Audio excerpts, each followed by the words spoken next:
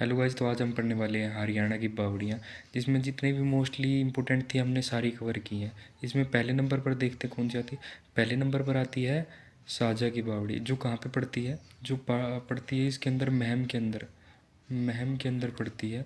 महम रोहतक के अंदर पड़ती है, जो 1658-59 के अंदर बनी थी, साजा के शासनकाल के अंदर। और उनके दरबारी हुआ करते थे सैदू कलाल के द्वारा बनवाई गई थी। इसकी विशेषता क्या है? इसकी विशेषता है कि इसमें 101 सीढ़ियाँ हैं और ये 3 मंजिल की है। 3 मंजिल की एक विशेषता है। दूसरी आती है इसमें मिर्ज़ा अली की बावड़ी।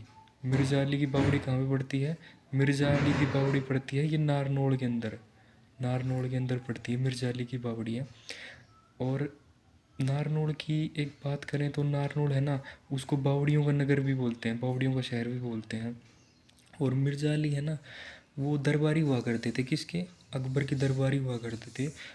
उनके टाइम पर बनी थी ये, मिर्ज़ा अली ने बनवाई थी। फिर तीसरे नंबर पर आती है गोश अली की बावड़ी, गोश अली शाह की बावड़ी। और ये कब बनी थी?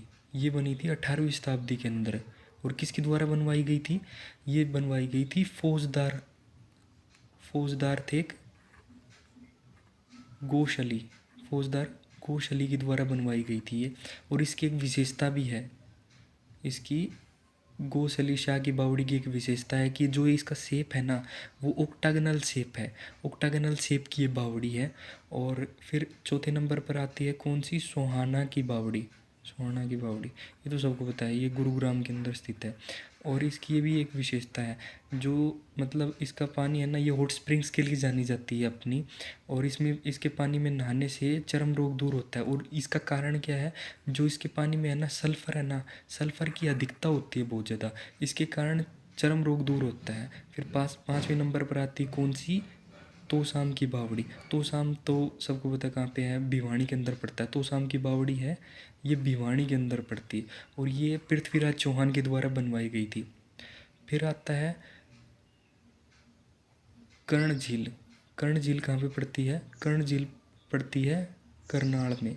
और ये किसके नाम पर है? दानवीर कर्ण के नाम पर है ये। और ऐसा मानते हैं कि इस झील में स्नान करने के बाद में जो दानवीर कर्ण थे ना, वो सोने का दान किया करते थे। फिर बाद में आती है कौन सी? बीरबल का तालाब। बीरबल का तालाब ये तो नारनौल के अंदर पड़ता है, सबको पता है। राव तेज का तालाब, ये कहाँ पे पड़ता है? ये पड़ता है रेवाड़ी के अंदर। और फिर बाग वाला तालाब पड़ता है कहाँ पे? बाग वाला तालाब पड़ता है रेवाड़ी के अंदर पड़ता है। एक रह गया शायद अपना गौकर्ण तालाब। गौकर्ण तालाब, गौकर्ण तालाब कहाँ पे पड़ता है? गौकर्ण तालाब पड़ता है ये रोहतक के अंदर पड़ता है। और फिर एक आती है रानी का तालाब। रानी का तालाब कहाँ पे पड़ता है? ये जिंद के अंदर पड़ती है, जिंद के अंदर रानी का तालाब। और ये बनवाई गई थी किसके? रघुवीर सिंह जी, राजा रघुवीर सिंह, उन्होंने अपनी पत्नी के लिए बनवाई थी। राजा रघुवीर सिंह ने अपनी पत्नी के लिए बनवाई थी ये